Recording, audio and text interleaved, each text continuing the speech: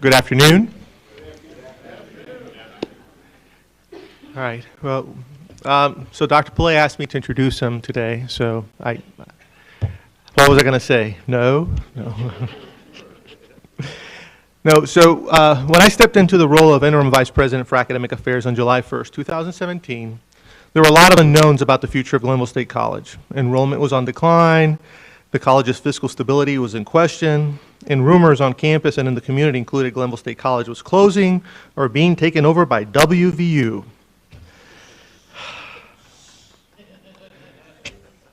In stepped in the 24th president of Glenville State College, Dr. Tracy Pillay. Now, 6 months later, I can say that Dr. Pillay was the right person to lead the college through the challenges that face us.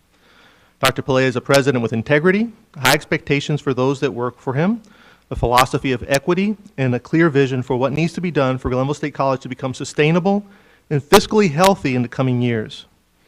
Today, to give his first State of the College address, I have the pleasure to introduce Dr. Tracy Pillay, our president.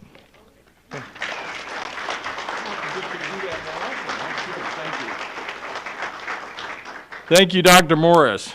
We'll get him to do that again in the future. He did a great job on that. I wasn't sure what he was going to say either, so that was good, a great way to start, and appreciate all of you.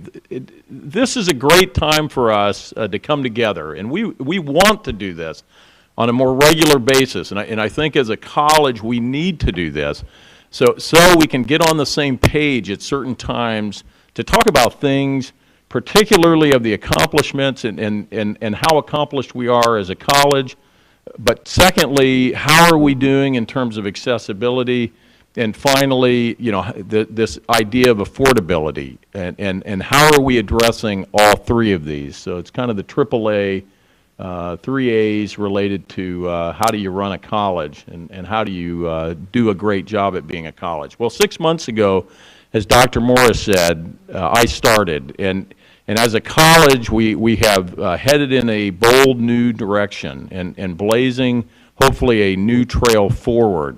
Interestingly enough, what I have found is, as I've looked back at strategic documents and previous inauguration addresses and content, a lot of the same issues that we're dealing with today, they've been dealing with for 20, 30 plus years. So a lot of these things are not new. The difference is there are some differences in terms of the context. There's differences in terms of what we're facing that those earlier presidents and frankly earlier campuses and some of you that have been here that 20, 30 plus years, there have been some changes, even though the issues themselves have not necessarily changed. The context has changed, and I'll explain that somewhat as we move along. But again, I want to thank Dr. Morris, and I'd also, for that very kind introduction, unknown to me until just a second ago. But I also want to thank Jen Winter, Connor Ferguson, Dustin Crutchfield, Jason Ferris, Teresa Stearns, as you know, as a part of the office and getting this ready for today. So appreciate all the hard work that these folks did to make this available not only to you, but to stream it out. And we're going to say why that's important here in just a little bit. Well, 6 months ago, I talked a little bit about 3 key words, and I said everything that we do from here on out, we have to be extremely and closely aligned with being very strategic. The things that, at least as I came, that I recognized is that we had to improve on many of the structures that we have on campus.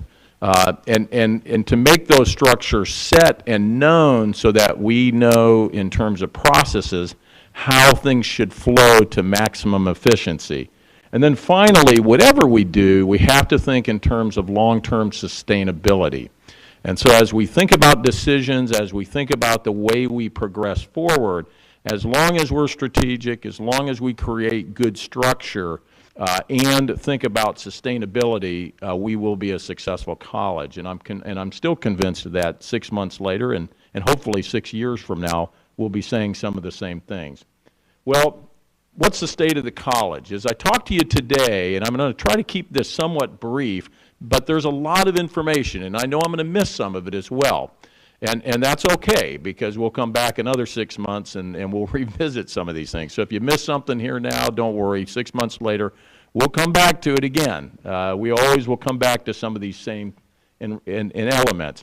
What are some of the keys? Well, clearly, enrollment is a big one. And I would say this to all of you. Any change, anything that we do in this college is going to be predicated on the success of enrollment and retention, right? So recruiting students and retaining them. Everything we do, anything you want to have happen at this college has to and will be tied to these two key principles. Irrespective of anything else that we do, these are the keys to success for this college. And you know that, and we're going to show you a little bit of what's been going on, still as an artifact of the past, but of things we're trying to do to actually enhance both of these areas of recruitment and retention.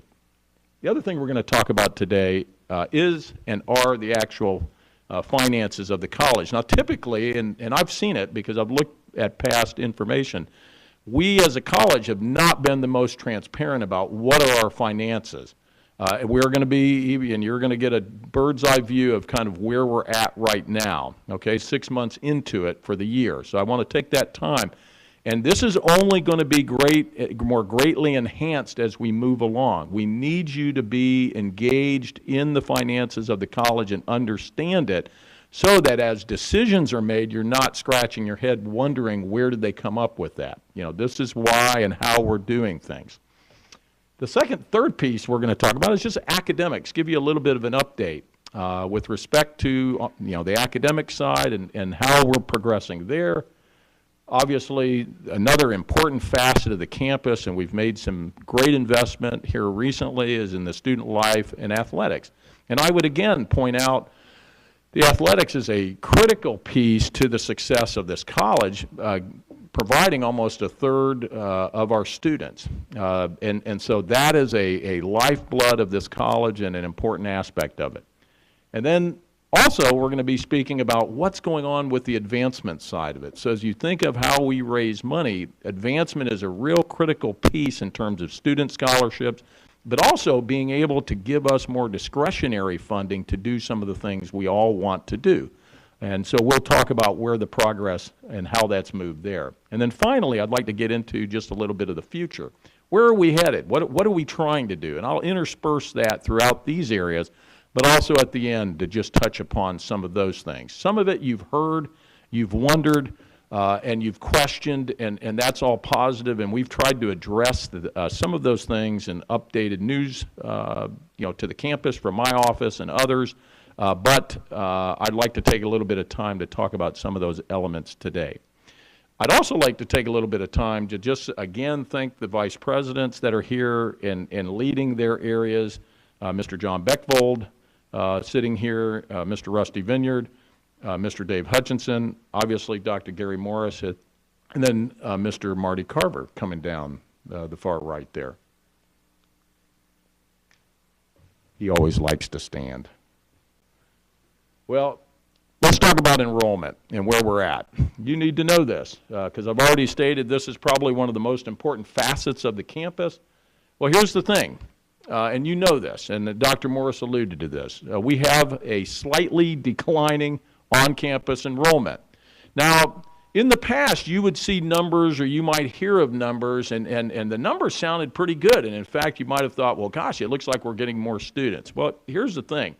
In the last number of years, and I've just put up 3, but I could have shown probably last 5 or more years. It actually, as you see the overall enrollment, it looks, and in fact, this fall, we actually had a little bit more, 30-plus students than we did last year. Now, here's the thing. This is overall enrollment. And then typically you lose students. But you notice, and if I were to show you for probably the last 5 or 6 years, we were up in the 1,700 range, and we've kind of stayed there. And in fact, it was even close to 1,800 a few years ago. But here's the thing. That's wildly deceiving. In other words, as our enrollment, and even our enrollment this fall, is more than last year, you have to think of enrollment in two important components. One is on-campus enrollment and one is off-campus. Now, the distinction here is when you see on-campus enrollment, that's extremely critical for all of us that are sitting here, not because just the students are here. It's because you will have traditionally many more full-time students paying the full rate, okay? So as you look at off-campus enrollment, that's primarily things like Huttonsville, things like FCI Gilmer, the Second Chance. Also, it's dealing with the early, or I should say dual enrollment students at the high school. And so, again, these students are not paying the same rate, and they're not generally full-time students either, all right? Also, there were things with DMAPs and other contracts that were made in the past that really brought in very little real revenue. In other words, we had a lot of students, hundreds of them, by the way, but we made almost no money from them from an economic standpoint.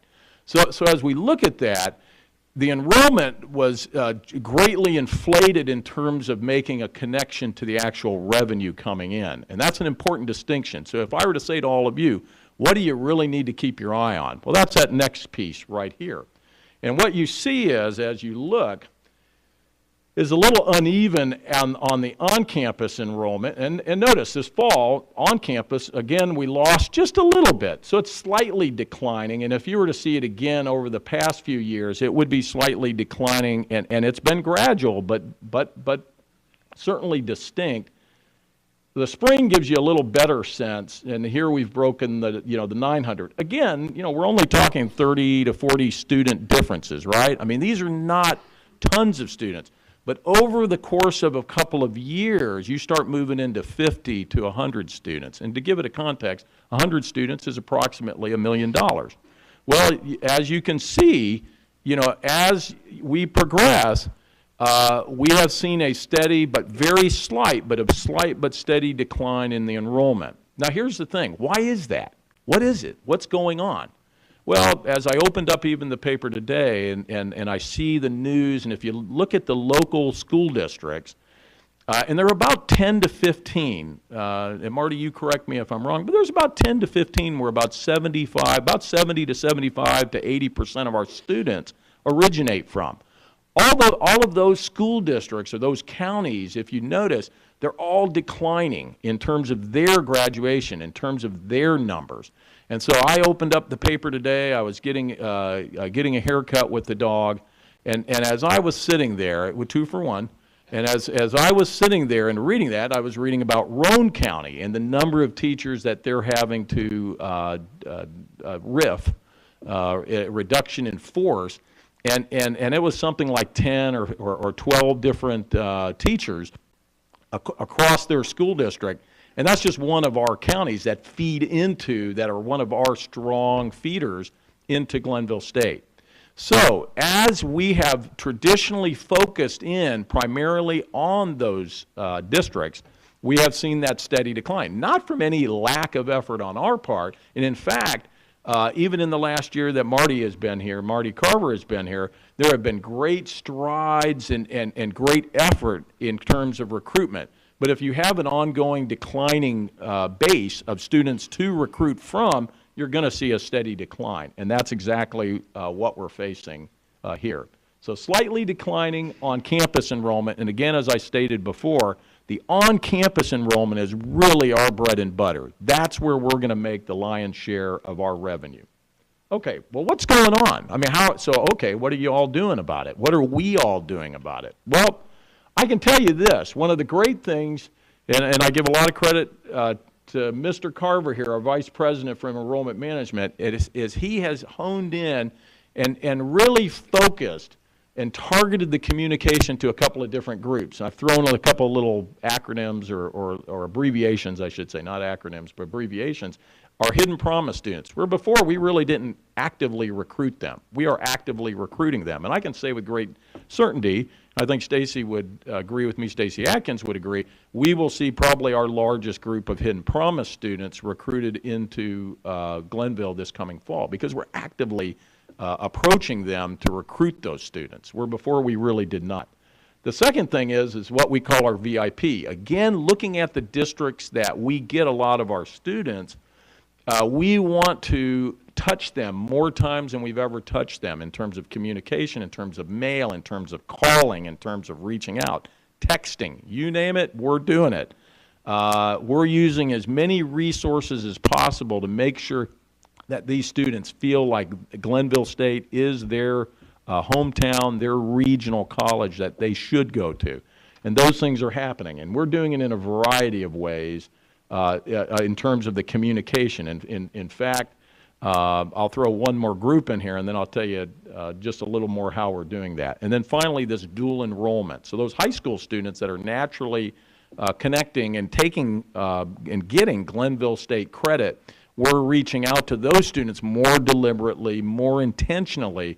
And the idea is that, again, and those are great students to get, high GPAs typically, very focused into school, and those are the kinds of students we want to really reach out. And part of that is Mr. Carver has brought in what he's referring to as an auto-processing approach to recruitment. In other words, we're getting these students, all of these students are getting certain kinds of either mail or email or text calls that are much more tailored to their interest. And so by doing that, again, we're trying to make that stronger connection and show the connection to Glenville State particularly. Increased district center events. So one of the things Mr. Carver and his staff is doing is focusing in on taking the road, show on the road, not just at college days at the high schools, but actually having some district-wide meet and greets. Some of these are more successful than others, and in fact, one we just recently had on the campus, we probably had more students from Gilmer County actually show interest in coming than they have in the last couple of years, and we're excited about that. Every single student counts in terms of us recruiting. So the meet and greets, the open houses, all of those kinds of things that Mr. Carver and his staff are doing, we feel is going to have an impact, particularly with these groups. Again, remembering, if we're only focusing in on the local, those 10 or 12 districts, it's still, whatever you're going to do, is going to be a declining number over time. So it's important for us to get beyond that. And that's one of the things that relates to the media presence. So part of this, and I know some people have questioned over the last 6 months, say, well, why are you doing press releases? Why are you going down to the Capitol and trying to do things? And why are we trying to be out there as much as possible?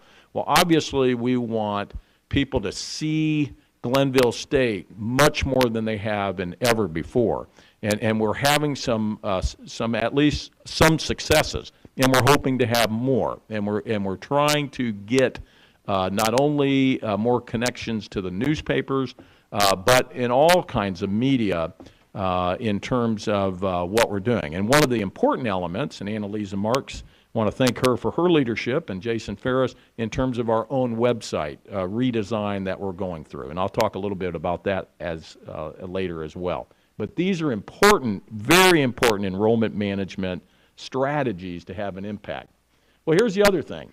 One of the things that you're seeing are articulation agreements with Pierpont and others. And articulation agreements are not new or novel, but these are things that help to bring new students. So again, we have to remember, beyond those school districts that we have, how can we bring new students? And a good example is we're working on an articulation. Dr. Morris is leading. And one I'll point out, although there will be a couple, which is with criminal justice. They have a really, one of their biggest majors at Pierpont is criminal justice, which is a 2-year degree. Obviously, we have the 4-year. We get almost no students from Pierpont. And so if we can develop a clear partnership and a pathway for them, that will help to focus new students. And that's the key. How do you draw new students here from groups that typically have not come? So that will be a real focus, and that is a focus in terms of what we're doing. The transfer focus is one. I got to tell you, and I looked at some data from Neil Benson, our institutional research director, and one of the things is if you bring a transfer student in, their chances for success are twice that of first-time freshmen, right? So first-time, full-time student. Transfer students, as you would imagine, already have a track record of success. We want transfer students. And so that's one of the things, in fact, as I've talked to Mr. Carver and others, we're really trying to use that as a very focused strategy because those students are going to be successful when they come here typically. And again, that's a student we haven't had.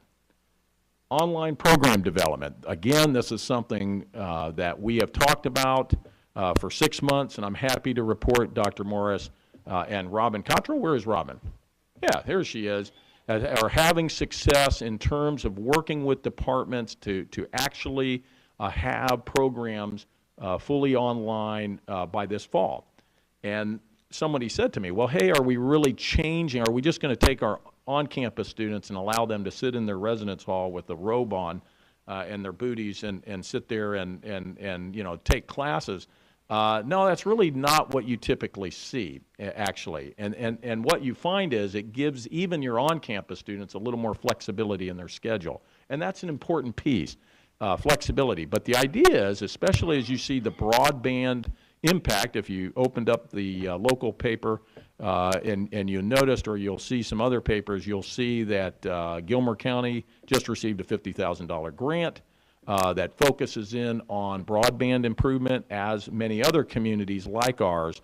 That will bode well in terms of, again, allowing some students that typically can't come up to the campus during the day, but they are much more willing to take classes online. Creates some issues, as I know Robin can certainly expound on, but at the same time, as others will too, it creates new opportunity that we would not have if not using that as a modality. So very important that online program development continues and is a focus as we move forward. At the same time, I would say we have to assure ourselves that whatever we do online has the same quality, has the same dimensionality of success for the student, who many times is a little older, as it would if they came to class. And I have to tell you, just like having you all sitting in the audience is much more enjoyable, much more interactive to see you in person than it is to see just text messages or some sort of back and forth online. However, again, our reach, even with our streaming, is so much beyond those of you that are just sitting here, right? And that's one of the reasons why we're streaming this and using Facebook Live and other mediums to get the message out about what it is we're trying to do. Finally, if you've heard the rumors, or others, I can say with certainty, we're looking at programs that we currently don't have. And that's an important factor in terms of success. How do you recruit, again, students you would not typically have come here? Well, when you offer a program like nursing, that's a program we don't have, and that will bring new students that typically would or could not have necessarily or been interested in coming to Glenville State. One of the things, and there's other high-demand programs, mechanical engineering, and some other areas that we may be able to tap into either through partnerships with other institutions or are on our own that will allow us to attract, again, new and novel students that we would not typically have brought here. Nursing is one that is near and dear. Dr. Morris and I had a high-level meeting at WVU this last Friday, so it's only been a week. And they have agreed, and we have agreed in principle at least, to examine and move forward on establishing and creating a nursing program here at Glenville State, which would start in terms of the pre-nursing this fall, as quickly as this fall, and into an actual full admission nursing program by fall of 19. And so that is the plans. Now, I got to tell you, if you're sitting back saying, oh my gosh, it's WVU, we're going to get swallowed up. Trust me, they're not too interested in swallowing up 37 or 39 million in debt, okay? So in other words, they have plenty of debt themselves, and they're looking, and their focus, frankly, and by the way, if they want to swallow us up, they could swallow us up anytime they want. They're WVU. They're the 800-pound gorilla in the state, and they can do a lot of things if they want. They have that level of power if they so choose to use it. What I have seen in my conversations, and I've had several with Dr. Gee, He's a gentleman. He's interested really, and if you think about it, at his point in his career, he really wants to make a difference in the state in many ways. And what he's seeing, and I think their Dean of Nursing, Tara Halsey, and Joyce McConnell, their provost, they're really looking at how can WVU be a positive impact on any area of the state. And instead of us trying to reinvent the wheel, why not team up with someone that's already doing it at a very high level, and us use the best of their resources and vice versa to be a success. So it's a different model, I have to admit. That's not one typically I've engaged in the past, but one in terms of actually having programs from one school offered on the campus of another. And that will come out and that'll be explained more as time goes on. But I guess my point that I'm trying to make here is we have to think differently as we move forward. Any students that would come for a program here with nursing, whether it's WVU or otherwise, we'll have 4 times that number of students that will attempt to get into that program, which again will help us in the long run in terms of that major, but also other majors that would be ancillary or feed into. So we feel like that is a strategy that will be extremely positive over time. But there are other programs as well.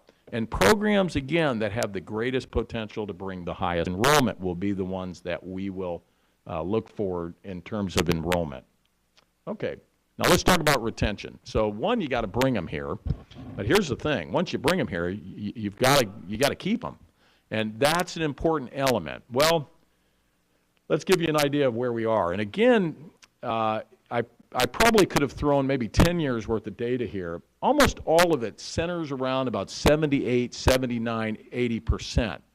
About 3 years ago, there was just this anomaly. I wish I could tell you that they did X and that equated to Y in terms of a better retention. But when I look back at the demographics, and you should always do that, by the way, when you see things change, look back at the demographic of the data. In other words, what was that incoming class like? Well, they did have a higher ACT. They had a little bit higher GPA, not much. The ACT was about a point higher than what it was this year. And more of those students just tended to stay.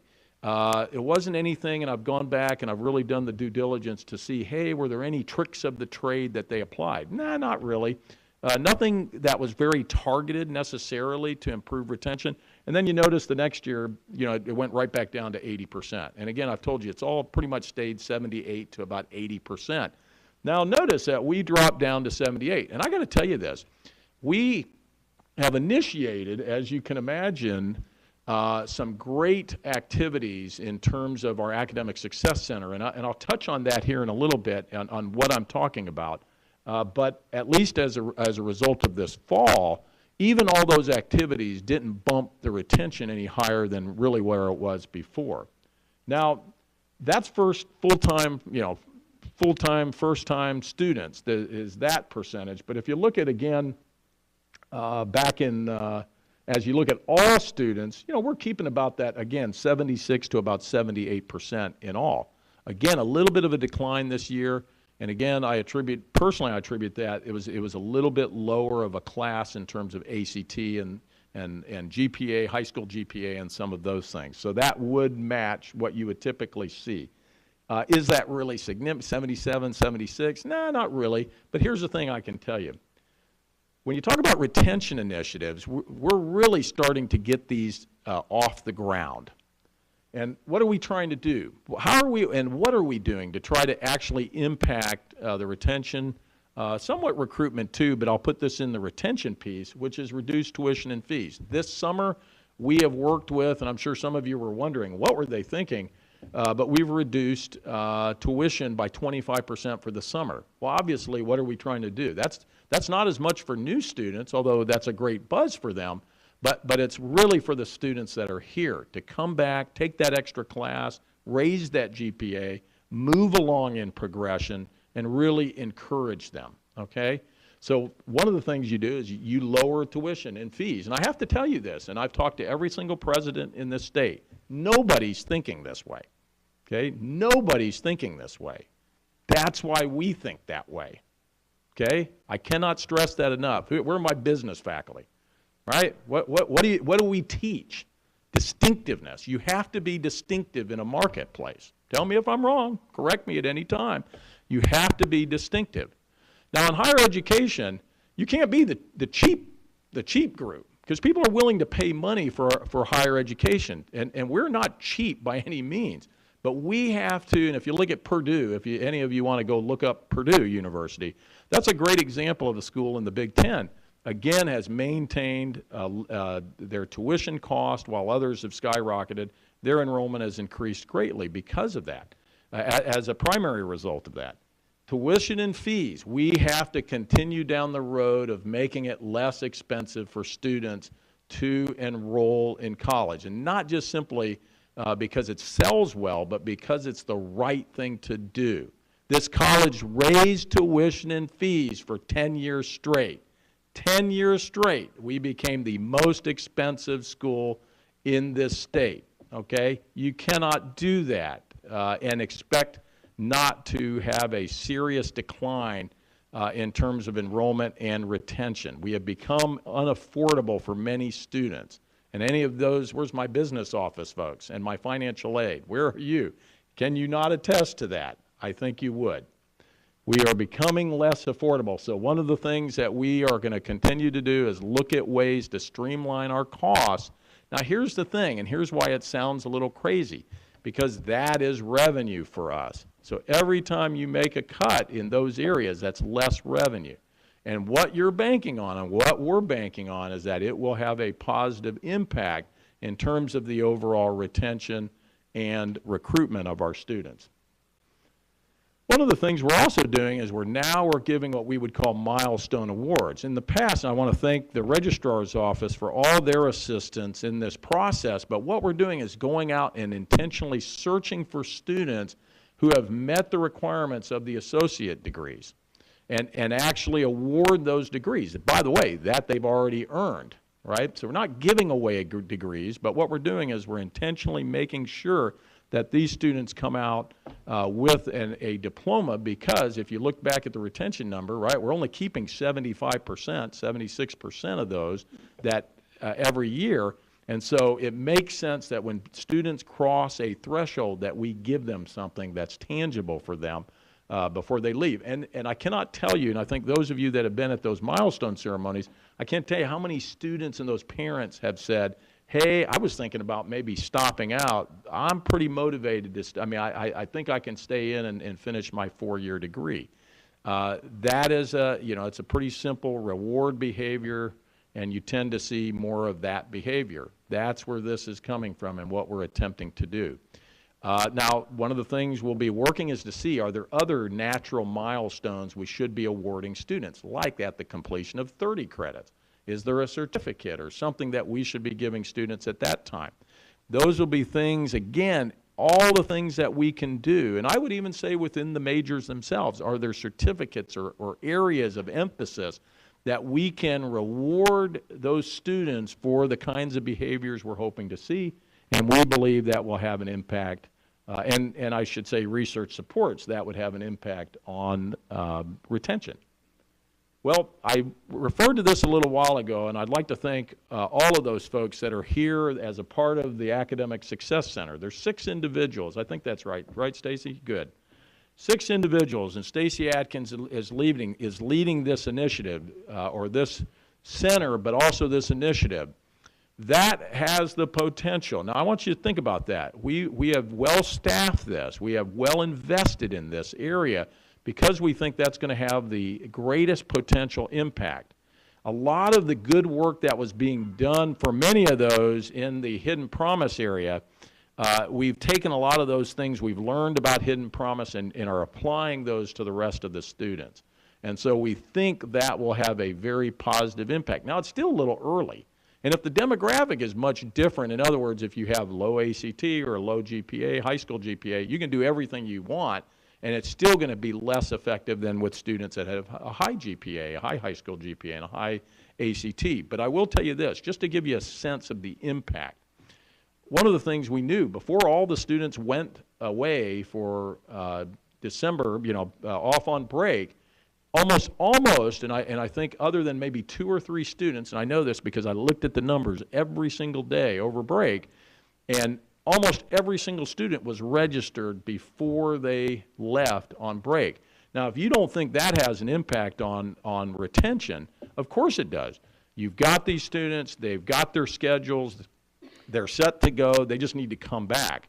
And in fact, I think, in my opinion, we got literally every student that we could possibly get back, we got them. And I'll tell you why, because they called every single one of them and they talked to them and they made sure there was good follow-up.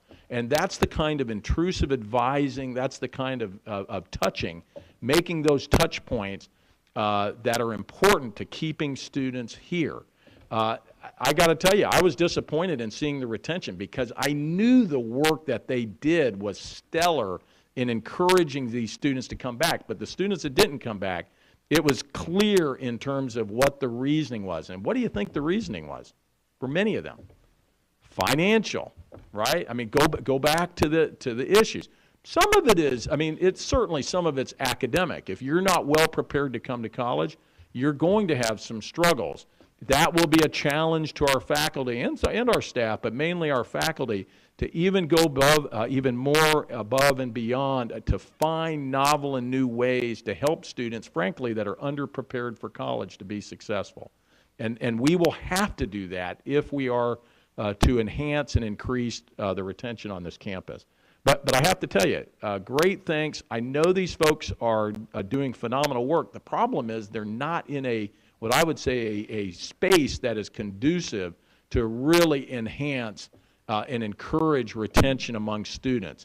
So one of the things that we are certainly, and I'll show that here in a little bit, is that location that you've heard about, and I think I've written about in previous notes, which is taking a space in the library, which should be the busiest place on our campus other than the food, the Mullihan Center. The library should be the second busiest place. And that area that we're looking at and working with all of the folks there as well, and again, thanks to Dr. Morris with his work related to that, is to give that group an area that students want to come to, a one-stop shop to address all the areas that they're addressing with tutoring and all the things that they're doing, career services, mentoring, all of those areas. I could keep going, disability services.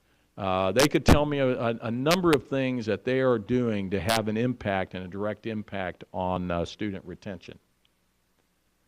We've talked a little bit about the intrusive advising, and this is another approach which will happen next January, which is a mini-mester, again focused in on retention, on enhancing students coming back, improving not only their grades, but also giving students an opportunity to explore international potential study abroad experiences, as well as other lab components, things that you could get very intensive about. We're gearing that up for next January. Another really important piece, and you've seen this, and I've talked about this in several of my newsletters to the campus, which is trying to revitalize some of the academic residence life and activity spaces across campus. Some that you are most familiar with are the actual classrooms themselves by putting new computers. And again, where's Jason? Is Jason here? Jason Ferris in the back, good spot, Jason.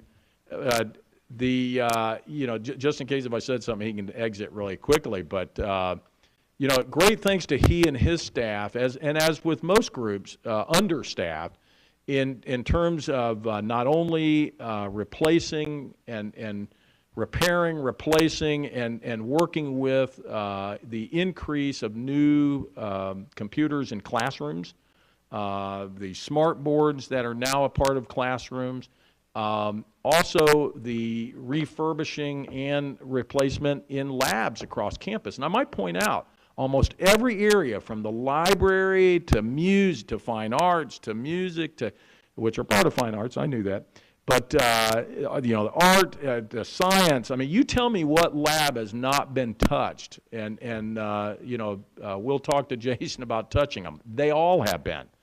That's the idea, is to, again, reinvest strategically and frankly in many areas that were not up to speed and were not to the quality that our students deserved. The next step is to get new computers, more new computers for faculty, and get those and replace some of the older computers that you have. And that is our next step as we move forward even this spring. That is a critical piece. The residence areas, and I'll talk a little bit about that when I get there, but we have to make it more inviting for our students to live on campus. That is a critical piece. It has to be, and again, the facilities work is an important element, that it's safe, that it is inviting, that it is encouraging in terms of study and all the socializing that should be happening on a residential campus.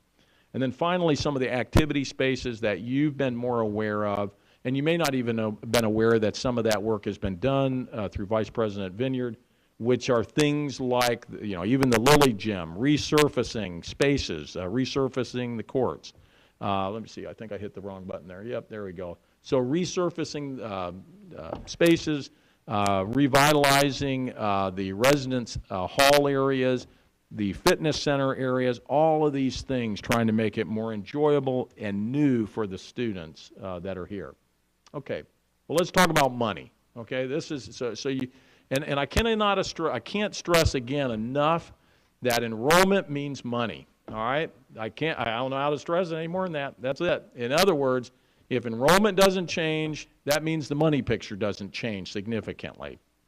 And that is a critical piece to this. And all the good things we want to do aren't going to happen unless we move those two numbers, which is recruitment and retention. But let me get to something that you're already pretty aware of, but I want to make you more aware of. Okay, so we refinanced our bond. We made one bond. We used to have several, 5 of them, okay? We had 5 debts. We brought it into one, and that's come out to you, I think, in a couple of different ways. But what does that mean exactly? Well, what it means is, at minimally, ongoing for the next 30 years, we'll save about $200,000 each year. Now, that's not, you know, massive in terms of a $20+ million budget, but $200,000 you can do, you know, that's 4 positions, right? That's a lot of different kinds of innovating things that you can do that now we're not paying, banks and others to pay off debt. So that was an important piece of that. There's another thing that we've done that I'm very pleased and happy to report. Now, I told you 6 months ago, I said we had a food bill that wasn't paid off. That was $1 million. Okay, we had a $1 million food bill we hadn't paid off. Well, here's the good news. With the good work of John Beckvold and his group, and frankly, I'll give credit to all the vice presidents and you all in the audience, we have been able to eliminate $2 million plus in debt. All right. Now, I got to tell you, no, heck yeah, I'll clap to John on that. You know, you're not the most excited group yet, but I got to tell you, that is a major, significant happening on this campus. We're not in debt, okay, other than our bond. That's critical because you have vendors, and if you don't pay those vendors, they don't like to do things for you the next go around when you make the next order of computers or other things. So paying off that $2 million plus debt that was looming on us in the fall has been a significant help to us as we move forward. So that is a big accomplishment in a very 6 months. I have to tell you, honestly, I didn't think we'd be able to do that for probably a year, year and a half, 2 years. And we've been able to do that relatively quickly. And that will get into a little bit of the graphs you're going to see. So that's a major accomplishment, again, thanks to Mr. Beckvold and his group, helping to give good counsel about how to do that in a meaningful way and again, in a very structured way so that we don't put ourselves, frankly, at risk moving forward. So that's part of it too. You know, it's good to pay off your debt, but those of you that have mortgages or car loans and other things, you know, you got to be careful that you don't take your whole bank account and pay off your debt and then basically, you know, if you couldn't go to the dentist or you couldn't go to the doctor, right? So we've done this in a very structured way that protects us at the same time. And I'll tell you what, if anything out of 6 months, that's probably one of the most I'm proud of personally. Okay, here's the other piece. We got key staff. In other words, we've got John here, Mr. Beckvold's here, but also Karen Jenkins. Where's Karen? Karen couldn't be here. She's working. That's where Karen needs to be. She should never come out of her office for at least 8 hours a day. But she's been doing a phenomenal job, but all my business folks and working in that office have been doing a great job helping us to make sure. Now, here's the other thing. I got to tell you, hey, folks, here's the deal. Last 5+ years, you haven't been net positive. I don't know if you knew that. You were always going in the hole about $1 million. Guess what? We're net positive. If you're a business, you don't have to be a business person. You just have to have a checking account to understand that. You got money coming in, you got money going out. I can say with great happiness, that as of today, after 6 months of being here, not only have we paid off our debt, we are sitting here net positive, okay? Yeah, I think that is you're getting better at this as we're going along, too, so congratulate yourself. You're doing really well. No, that is huge because let me show you what that means. If you look at the payroll budget of about almost $9 million, right, the blue, so look at that payroll budget. That's our payroll budget. Now, sitting after about 6 months, we're about 54%, okay? Now, we're a little, all right, so here I'm telling you we're net positive. Well, we're a little over on that one, but here's where we've saved a lot. So out of about a $7 million operational budget, we've only spent about 41%, okay? When you do the math on it, it's about 48% in all, okay? That's huge. Now, let me tell you why, because when I go to Charleston and I'm talking to legislators, and you know what, they always come back to this issue, which is, well, how's your budget? How's your budget? How's enrollment? How's your budget? Those are the main questions I get constantly. And here's what I tell them. Hey, at Glenville, we can take care of ourselves. In other words, we take care of business. Our budget is in line. In other words, we can run this place. We can do this. Okay? That is a message that we can take out. In other words, at the end of this year, the idea is that we do not have a deficit going into the next year. You cannot constantly have a deficit for 5 or plus years and more and expect that you're going to stay open, okay? You can't physically do that. This college for more than 5 years had a deficit, okay? So this is a big year for us to come out of this and not be in a deficit at the end of the year. And I have full faith and I have full certainty that we will come out of this year not be in a deficit. And that's a major accomplishment for this college. And I think we all can be proud of that because you all know this. We are being extremely tight and efficient with what it is we're doing. Again, I go back. We're being very strategic. We're looking at how things are structured and always an eye for sustainability. Okay, let me tell you a little bit about academics. A lot going on with academics. I talked a little bit already about the Academic Success Center. And so, they've been doing pretty phenomenal things. But also, I would throw this out. One of the things Dr. Morris has been primarily focused in on is this idea of academic efficiencies. Planning and prioritization is a big study going on right now. Right now, it's still at the chairs level. But it'll get down to the rest of the campus, which is really analyzing all of our academic programs to see where we need to invest and, frankly, where we need to invest less in. Does that mean we're eliminating programs? No, not necessarily at all. But there may be, I think, as a natural consequence of reviewing that, there may be some programs that may be put on hiatus, for lack of a better way of saying it, or reserve. But the real key here isn't so much about eliminating or trying to take away. It's really about where do you invest your resources, about where do we need to put more resource. And we're doing that. And that group and that, again, will get greater feedback and input as that comes out. Plans of study, the students' plans of studies, as well as, what's the rotation of courses.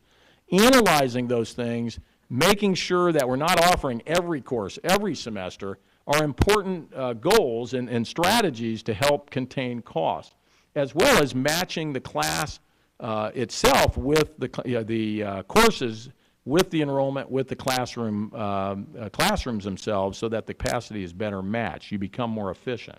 All of those things Dr. Morris has taken a great lead on, and we're having some success. The other piece that I've been really pleased, and frankly we need to do more to tout this, which is some of the progress we're making on the internationalization. Now, we still are not drawing in great numbers of students, nor are we exporting great numbers of students, but we're making some progress in terms of really creating an infrastructure that will be able to do that. So a lot of, again, creating the structure so that will happen. And I thank Megan Gibbons and her task force for the work that they're doing on that level.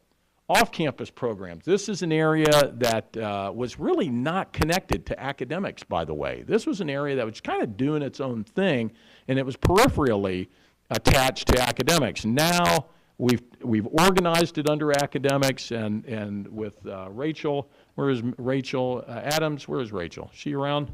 Good. She's not in the back.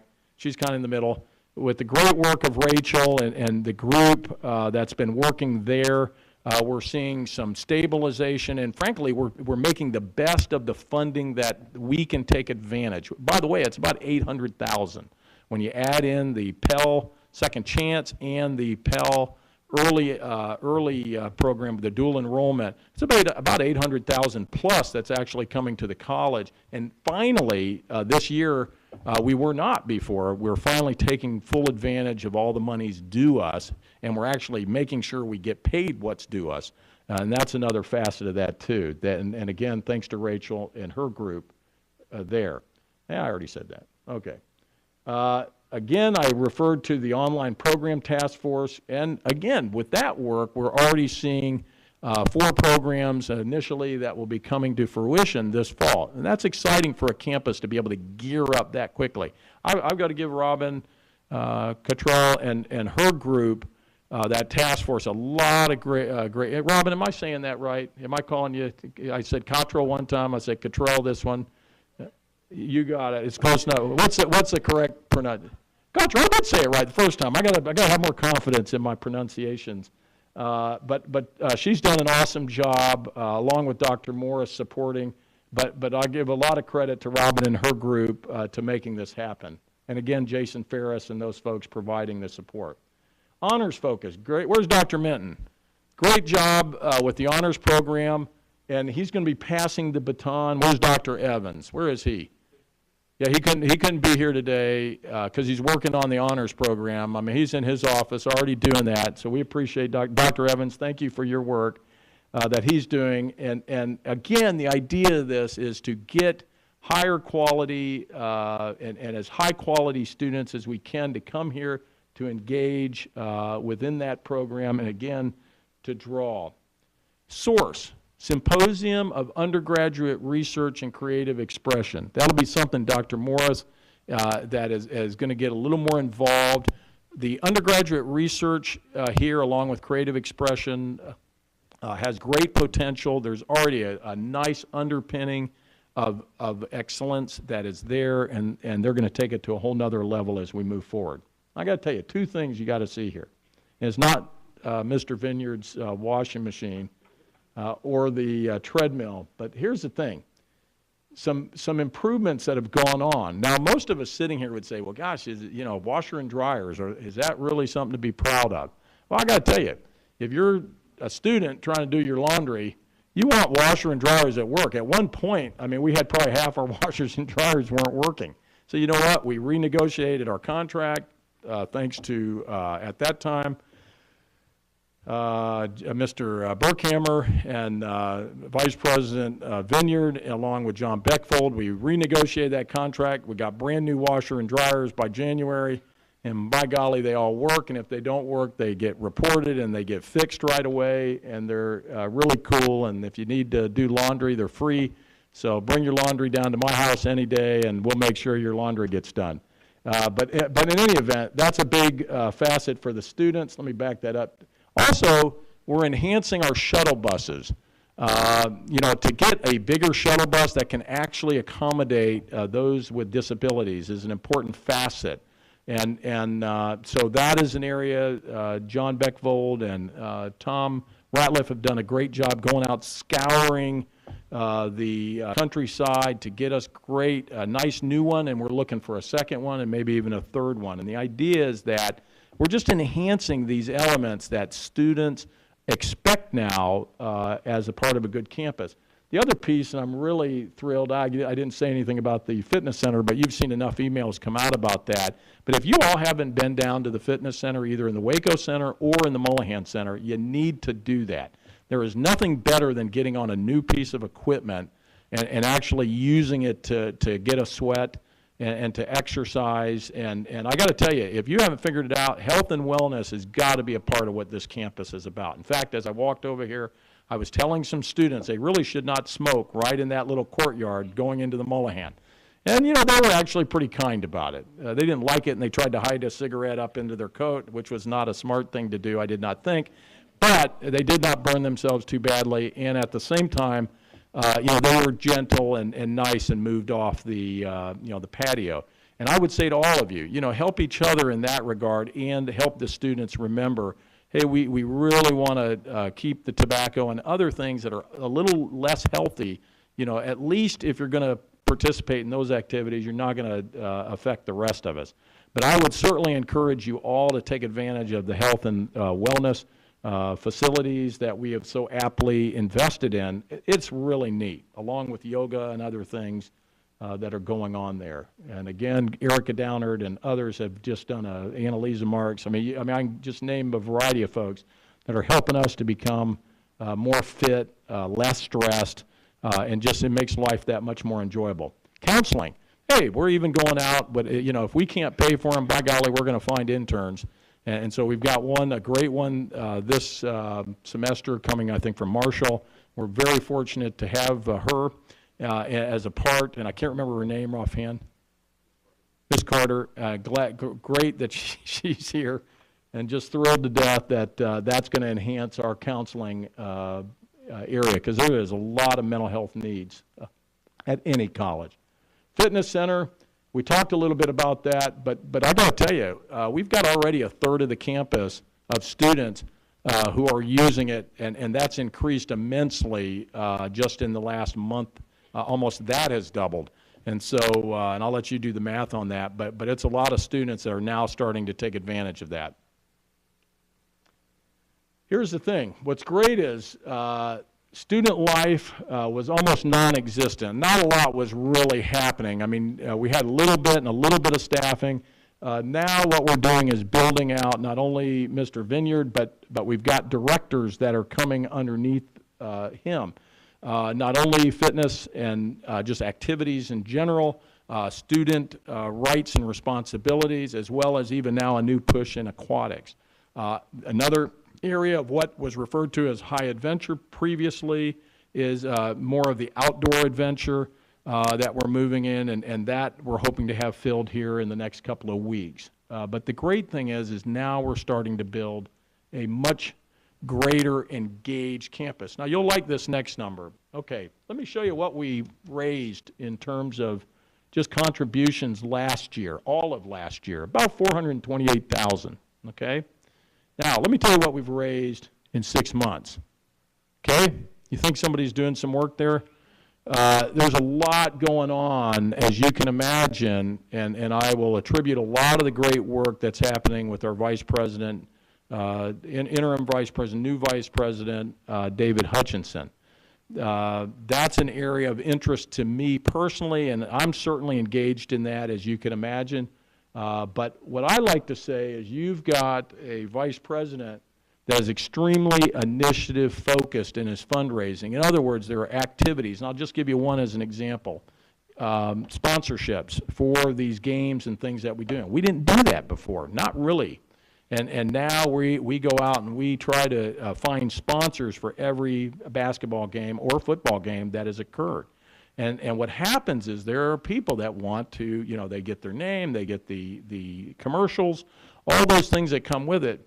But what's nice is that is just one example of many initiatives that are going on right now to obtain foundation-related monies, or monies, I should say, outsourced, to enhance what it is we're doing on this campus. And again, that's a great testament to what's possible. And what that means is there are a lot of people out there that are willing to give us money. And I greatly appreciate the major donors that we have, but we will have more major donors as time goes on. I promise you that. And the reason is because they see some of the changes, some of the things that are going on at the institution. So we are very initiative focused. Now I got to tell you another thing that you all probably have seen in some fashion or form, which is we are communicating. We're trying to reach our alumni. We send out at least a weekly newsletter. I think you all get that as well. And if you don't, let us know because we'll get it to you, along with things on our alumni, our Facebook pages. And also, even not only do we want to give money, we also want to make sure that people that have given us money, that we give them updated, what I call stewardship reports. In other words, where's your money going to? Who's it benefiting? And people really appreciate that, and it encourages them to give again and again and again, and sometimes larger and larger gifts. And that's exactly what we want to do. Well, here's some of the future directions, and I'll try to be quick. Well, one, we've got to have a growth orientation. You all know that. But again, I've talked a little earlier about new markets. Things like adding new programs, things like going to places we've typically not necessarily gone to. All of these things are great, but they take time. It's like Novocaine. A lot of the things we're doing, it's going to work. Novocaine works, but it doesn't work in the first 30 seconds. You usually have to sit in the dentist chair for about 20 minutes. So some of this is going to take a little time to manifest itself. I will tell you this, in 25 years in higher education, I've never seen an academic success center like we have here with Stacey Adkins and her crew leading that. I have to tell you, that group particularly has the greatest potential to impact our retention. I am thoroughly convinced they can do it. I know that, with the help of faculty. I am convinced of that because they're doing all the things that are best practice. New markets, though, unique offerings like nursing, mechanical engineering. What are other topical areas that will be draws to students? Delivery type and location. We may be offering, right now we offer degrees at 2 prisons. We're not looking to expand prisons, but we may be expanding locations. So as we look at that, all of these kinds of ways that we deliver will have an impact. Well, here's the thing. Campus living. Well, we have a great residence hall, but here's the thing. As of even last fall, and if you remember, I showed you, on-campus enrollment was a little less, right, than the previous. But we were full. We were full up. In fact, we had so many students, we had to put 15 of them down at the Conrad. And I got to tell you, the Conrad was not looking good in the fall, okay? It was rough. Broken window here. I mean, we fixed things, but it was a little rough looking. So one of the things that we're looking for when you think growth, you've got to have a place to put your students. And looking at some of our practices and policies about the way we scholarship, one of the things we know is we need to revitalize, we need to have space quickly that is quality of what they would expect at a Goodwin Hall. So one of the things that we've looked at is the renovating. If you want to know what that is, that's the Conrad. That's the Conrad basically remodeled. That's about $1 million project, okay? This is an area that we believe, I mean, that's 80 spaces right there. That's 80 people. Now, just to give you a sense, if we were to build another Pioneer Village, just one of those buildings, that's about $1.5 million, just one of those buildings. And that's, I think, 16 students. Okay, so $1.5 million, about 16-ish students. Here, about $1 million, a little over $1 million, maybe $1.2 million for about 80 students. Well, you can do the math pretty quickly, and you can see why we're really interested about renovating. Now, someone has said, well, it's on a river. Well, no offense, but this whole place is on a river somewhere. And if you looked at the river lately, as I have, as I drove next to it today, the levels are a little high. But we think in terms of where it's at, and with good flood insurance, we believe we're pretty set if we use that. But I tell you that, which is we're doing some great work, and we're really trying to have an impact. But if we're going to do it, let's do it quality. Let's do it first class. Let's make sure whatever we do, we put the time, we put the money into it, so that when students go in there, they are proud to be in there. That may not be called the Conrad come fall, If we get a donor that would like to give $1 million, you know, we'll call it the Carver Express or whatever we need to call it. But, or any of your names, it's out there. So the bidding rights are here. But if we're going to do it, you know, let's really upgrade what it looks like. Okay. The other thing, the student success. This is just an early rendering. I don't even think the academic success people have seen this. This is just an early rendering of what we're thinking about in terms of an academic success center as a part of the third floor is what we've laid out here thus far of the library. Now, I've got to tell you, nobody loves books more than me. I don't believe in burning them. I don't believe in throwing them out. So I want to make sure that's publicly recorded. But I will tell you this, because I heard that was a rumor at some point, that we were going to have big book burning. No, that's not true.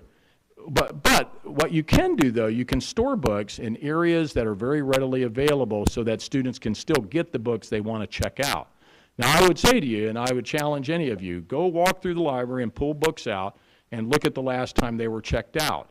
People are accessing information differently. You know that. You're doing it. The students are doing it, too. So to create a one-stop shop for students to be able to get the assistance they need, but also to have an area where they can hang out and sit and read and collaborate and congregate and coordinate. All of those things are important, and we have to change the way we use space to meet the demands of what students want. I love a museum of books. I do. But we have to become more than a museum. We have to be an engaged, enlightened, and involved spaces of learning for information in the way students now approach information more so now than ever. We have to be partnership focused, and that means like WVU, like Pierpont, like our the local school districts, all of these folks we've got to partner with, as well as businesses directly, agencies, associations, and we're looking to do that. We also have to be extremely inclusivity focused. All right, now what does that mean? Well, it means we've got to celebrate our differences. I'm very happy and pleased that this homecoming tomorrow we will celebrate Black History Month with one initial event which celebrates a great athlete, but great student, actually. It just so happened he was a great athlete, but he was just a great student. Our very first, black student that integrated into Glenville State, Mr. Miniweather. He, and all the things I've read about him, was just an upstanding, just young man at that time. He's since passed, but his family is going to be here. We're going to celebrate that. Again, thanks to Dave Hutchinson, Rusty Vineyard for getting these activities together. But I got to tell you, it is a start. It is a robin that has come to Glenville State. It is not the flock. It's just the beginning of things we need to do. And in fact, I would point out to you, before the end of this year, I will name a special assistant to the president focused on this area of inclusivity and diversity. We have to have this as a greater focus just by the nature of our student body. And we have a diverse student body, and we have to do a better job of meeting the needs of that student body and, frankly, from an employee and staff and faculty standpoint as well. We have to do a better job, and we're going to put more emphasis on this as time goes on. Finally, or I'd say one of the final pieces, which is we have to be more employee focused. And here's what I mean by that. We have to focus more on the professional development and the support. And we're already talking, I know Dr. Morris and I and others, all the vice presidents, about how, and staff council and faculty senate, about how we can create more opportunities for our faculty and staff to develop professionally. And not just going to conferences and presenting and those kinds of things, but how do we develop leaders on our campus? And frankly, we have to do a better job of developing, again, greater diversity of leaders as we move forward. Gender as well as ethnicity, and race, ethnicity, gender, all of those areas that I think will make us a stronger campus as we move forward. And that will be an important component here in the next year to 2 years. Finally, and I'll say finally probably several times, which is we're going to continue to improve the communication. This is one example, is to do an event like today, to get us all back on the same page. But we need to do better. We need to get a more regular communication. Even as much as me trying to get a letter out on a regular basis, we have to do more to getting a regularized communication, something out there so that people, again, know what's going on. You shouldn't have to hear about the Conrad being remodeled next to the water cooler. It should come, and this information should come regularly enough that we're all on the same page about what we're doing and how we're doing it. Transparency, I think, is a big part. I hope today, by showing some of the numbers, by talking about some of the issues, you'll see there's really nothing that's greatly taboo. We really need to discuss things, to hear things that sometimes aren't pleasant to hear. You know, to talk about enrollment and retention and how it's been declining and how the money is tied to that. Those are all tough things to hear. But the good news is I am hoping that you have the same sense of optimism, the same sense that something is being responded to enhance all of these areas, to make it better, to enhance the areas that we have to be successful. Another area, which is, and I think this is finally, which is to really focus on the media. In other words, to really enhance our approach of getting information out. And there's no better way to do that than at home with our own website. And so you're going to see that.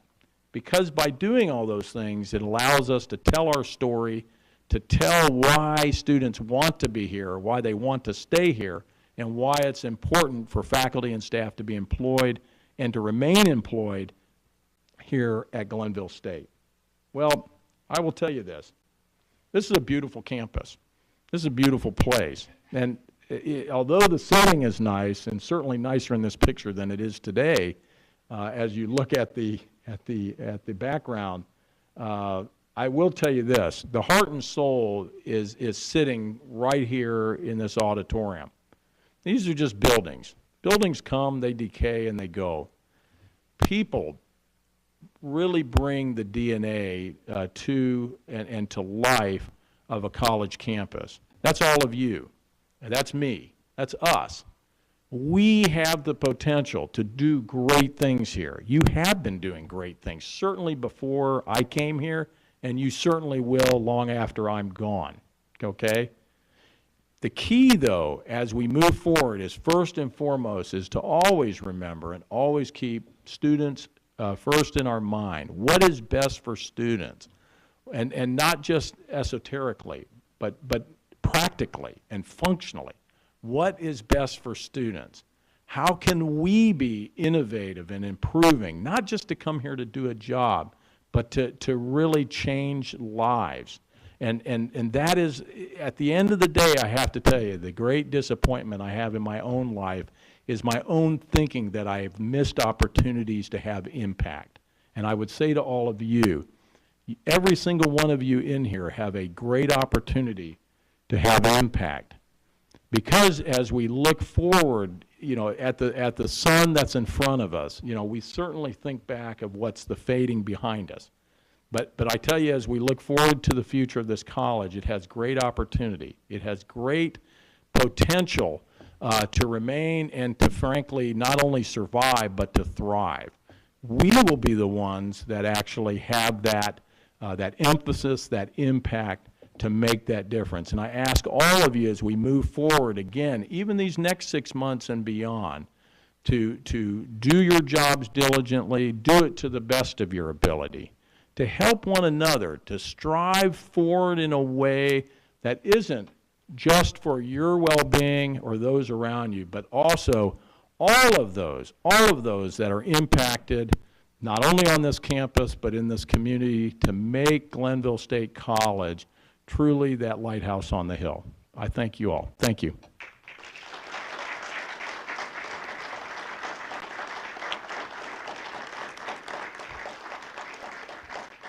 And so that concludes today's 6-month update I'll be happy to stay, and if those of you, please feel free to leave at any time if you would like, and we'll end the recording at this time. But if you'd like to stay and move up and ask questions, I'd be happy to take a few minutes and ask questions. It doesn't